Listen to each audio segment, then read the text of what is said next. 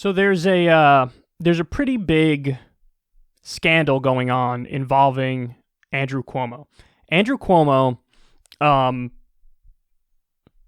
made a decision in New York to send COVID-positive nursing home patients back to nursing homes. This happened at the beginning of the pandemic, and what happened is exactly what you would expect. You send COVID-positive patients back to be around other people in enclosed facilities, and COVID spread like wildfire. And the number of deaths skyrocketed in New York. Now, what we learned recently is they lied every step of the way about the numbers of deaths. It was 50% more than what they were saying. So he made the decision to send these old people back around other old people in enclosed quarters.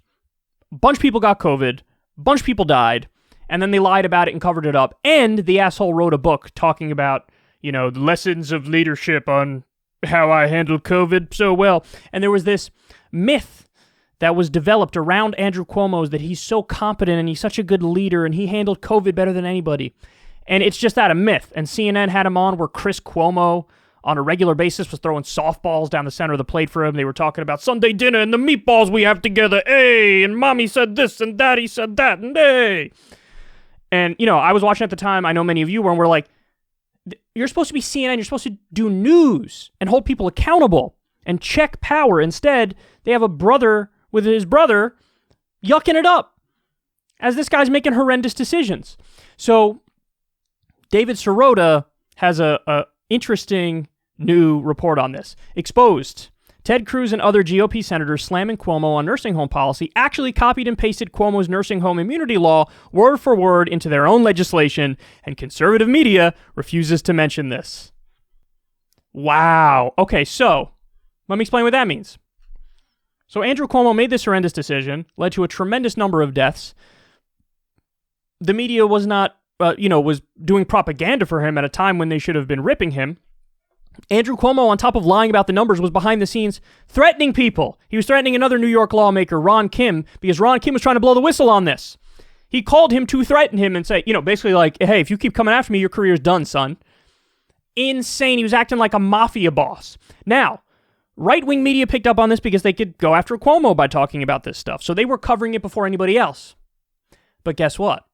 They completely and utterly omitted this basic fact, that Republican lawmakers took word for word his immunity coverage for nursing homes and put it in their own bills.